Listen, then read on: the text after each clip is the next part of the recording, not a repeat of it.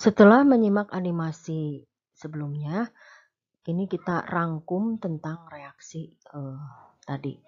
Jadi di sini ada logam seng, lempeng logam seng yang direndam dimasukkan ke dalam larutan ZnSO4 dan ada lempeng logam Cu direndam atau dimasukkan ke dalam larutan CuSO4.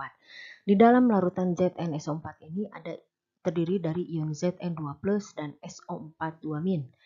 Sedangkan pada larutan CuSO4 itu ada ion Cu2+ dan SO4 2-. Nah, kedua lempeng ini dihubungkan dengan kawat atau kabel yang dihubungkan pula dengan voltmeter atau alat untuk mengukur potensial, beda potensial. Kemudian seng ini dia akan mengalami oksidasi. Jadi di sini seng ini bertindak sebagai anoda. Ingat, anoda itu adalah tempat oksidasi, sedangkan katoda tempat reduksi. Seng dia mengalami oksidasi menjadi ion Zn2+, ya, berubah menjadi ion Zn2+ ditambah 2 elektron. Elektron yang dihasilkan oleh Zn ini akan bergerak mengikuti kawat ini melewati voltmeter, kemudian ditangkap oleh lempeng logam Cu dan ditangkap oleh ion Cu2+ yang ada di dalam larutan gelas berisi CuSO4. Nah, elektron yang ditangkap oleh Cu2+ ini kemudian akan mengubah ion Cu2+ menjadi logam Cu, atau dengan kata lain Cu2+ mengalami reduksi menjadi logam Cu.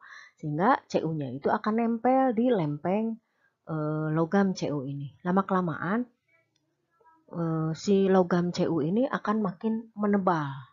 Sementara warna biru pada larutan CuSO4 ini akan menjadi memudar karena ion Cu yang ada di dalamnya, Cu2+-nya, itu sudah banyak yang berubah menjadi logam Cu. Sedangkan pada anoda, logam seng itu, lempeng logam seng ini lama-kelamaan akan makin tipis karena dia mulai larut atau mengalami oksidasi menjadi Zn2+. Jadi di sini ada ketidakseimbangan muatan. Di gelas yang kiri itu ion Zn2+-nya itu akan makin banyak. Sementara di ruas kanan itu ion Cu2+-nya akan makin berkurang. Ada ketidakseimbangan muatan sehingga bisa menyebabkan reaksinya terhenti. Agar reaksi bisa berlangsung itu maka digunakan jembatan garam. Jembatan garam ini bisa ada berupa tabung U yang di dalamnya berisi larutan Na2SO4 atau natrium sulfat yang dimasukkan ke dalam gel, dalam bentuk gel, kemudian disumbat dengan kapas. Nah, ini digunakan adalah untuk penyeimbang muatan elektrolit di kedua gelas tersebut. Dari sini kita bisa melihat pada voltmeter adanya aliran listrik. Berapa potensial yang dihasilkan? Jadi dengan kata lain, ini di sini kita bisa dengan reaksi kimia ini atau reaksi redoks ini kita bisa menghasilkan energi listrik, ya, arus listrik DC, sehingga bisa digunakan untuk sumber listrik, ya, sumber listrik pengganti listrik AC. Nah, di bagian bawah ini ada rangkuman untuk penulisan reaksi. Di sini ada elektrodanya di anoda. Anoda muatan negatif karena dia melepaskan elektron. Ya, karena pada anoda ini terjadi reaksi oksidasi. Berarti Zn di sini persamaan reaksinya berubah menjadi Zn2+ dengan melepas 2 elektron. Elektronnya ditangkap oleh katoda Cu. Katoda, ya. Di sini katoda tempat mengalami reduksi dan bermuatan positif. Di katoda itu terjadi reaksi Cu2+ menangkap 2 elektron berubah menjadi logam Cu, logam unsur bebas Cu. Ya, logam Cu-nya itu nempel di lempeng Cu sehingga lama-kelamaan makin tebal. Ya, jadi di sini jumlah elektron yang dilepas dan diterimanya itu harus sama. Ini bisa dicoret. Nah, persamaan reaksi akhirnya adalah tinggal menjumlahkan dua persamaan reaksi ini. Jadi di ruas kiri tanda panah dari kedua reaksi ini ada ZnS, ya, S itu dalam bentuk solid, kemudian ditambah Cu2+ dalam bentuk aqueous atau larutan. Sedangkan hasil reaksinya di ruas kanan itu ada Zn2+ akus, larutan Zn2+ ditambah logam Cu dalam bentuk solid atau padat.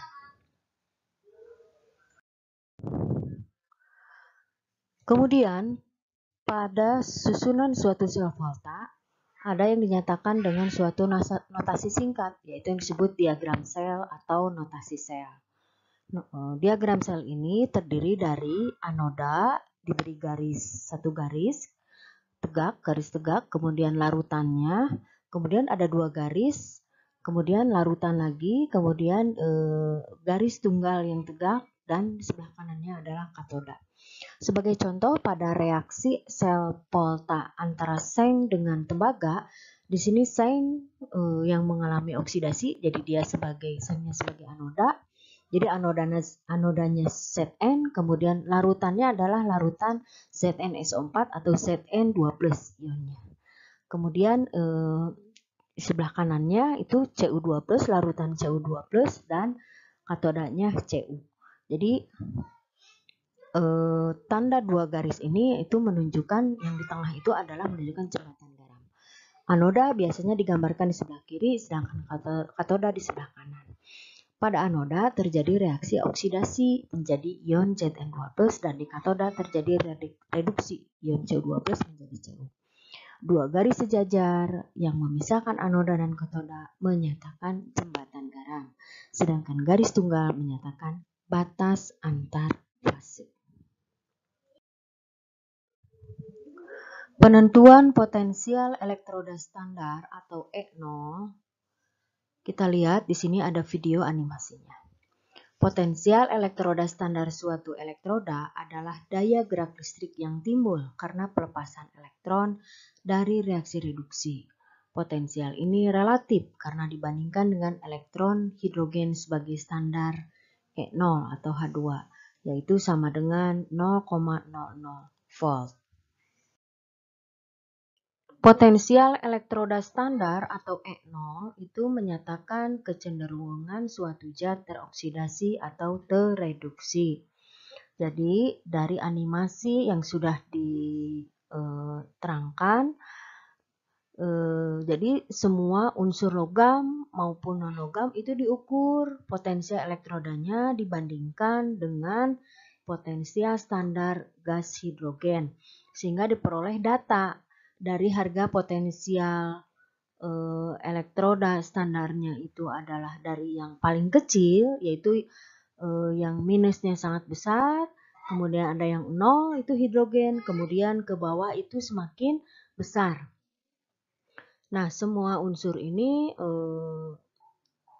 kemudian diurutkan dari mulai zat yang mempunyai potensial reduksi atau E0-nya itu paling kecil, disusun berurutan sampai ke zat yang mempunyai E0 atau potensial standarnya paling besar.